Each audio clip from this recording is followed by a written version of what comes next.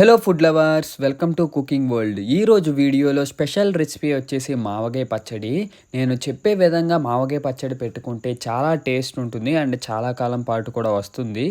దీనికోసం మనమైతే వెల్లుల్లిపాయలు, ఆవాలు, మెంతులు, జీలకర్ర, వేరుశనగ నూనె అండ్ సాల్ట్ తీసుకోవాలి. అండ్ దీంతో పాటు మామిడికాయలు అయితే తీసుకోవాలి. మామిడికాయలు ఎప్పుడైనా సరే పగిలినవి అయితే తీసుకోకూడదు, కింద పడినవి. అప్పటికప్పుడే మనం చిక్కంతో కోసుకుంటాం కదా, ఆ మామిడికాయలు అయితే తీసుకోవాలి. ఫస్ట్ అయితే దీన్ని కనిపించే విధంగా చిన్న చిన్న పీసెస్ కింద అయితే కట్ చేసుకోవాలి, సన్న తరుకుల్లాగా. పర్ఫెక్ట్ గా కట్ చేస్తే ఈ రకంగా ఈ షేప్ లో అయితే ఉంటుందన్నమాట, కనిపించిన విధంగా. ఇక మెయిన్ ప్రాసెస్ లోకి వెళ్ళిపోదాం. ఫస్ట్ అయితే ఒక దాక తీసుకుని దాంట్లో మెంతులు వేసుకోవాలి. మెంతులతో పాటు కొద్దిగా జీలకర్ర వేసుకోవాలి. మెంతులు అండ్ జీలకర్ర మనం తగిన క్వాంటిటీతో వేసుకోవాలి. ఇవన్నీ వేసుకుని కాసేపు వేయించాలి. వేయించిన తర్వాత కొద్దిగా ఆవాలు అయితే వేయించాలి. ఆవాలు, మెంతులు, జీలకర్ర మొత్తం 3 కలిపి వేయించుకుని పక్కన పెట్టుకోవాలి. అండ్ దీంతోపాటు వెల్లుల్లి రెబ్బలు అయితే మనం తీసేసుకుని పక్కన ఉంచుకోవాలి. మనం ముందుగా చేసి పెట్టుకున్న ఆవాలు, మెంతులు, జీలకర్ర పొడిని అయితే చేసేసుకోవాలి మిక్సర్లో పట్టి. తర్వాత మామిడికాయ ముక్కలు అయితే ఎండబెట్టుకోవాలి. సో ఇది ప్రాసెస్ అందరికీ తెలిసిందే కదా. ఇదంతా అయిపోయిన తర్వాత మనం ముందుగా చేసి పెట్టుకున్న ఐటమ్స్ అన్నీ ఒక ప్లేస్లో అయితే పెట్టేసుకోవాలి మామిడికాయ పచ్చడి కలుపుకోవడానికి. సో కారం అయితే మేము ఫస్ట్ ఒక లోటా కారం అయితే తీసుకుంటున్నాం.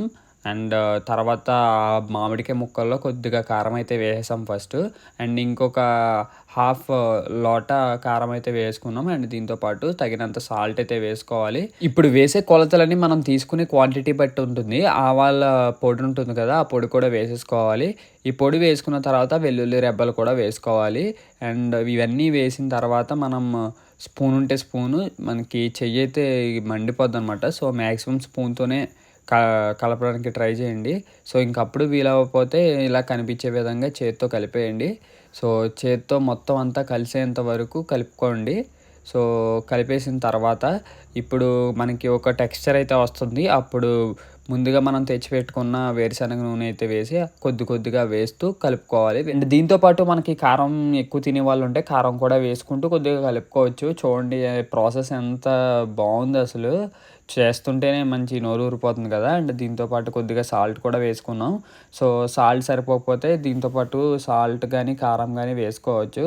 సో ఇలా వేసుకుని కింద నుంచి పైకి మొత్తం అంతా కలిసేంత వరకు మనం హ్యాండ్తో లేకపోతే స్పూన్తో అయితే స్పూన్తో, అదే గరిటెతో అయితే గరిటెతో కలిపేసుకోవాలి. తర్వాత మనం ఏ జార్ తీసుకుంటామో ఆ జార్లో కొద్దిగా ఆయిల్ వేసి అప్పుడు మనం ముందుగా చేసి పెట్టుకున్న పచ్చడిని అంతా సర్దేసుకోవాలి.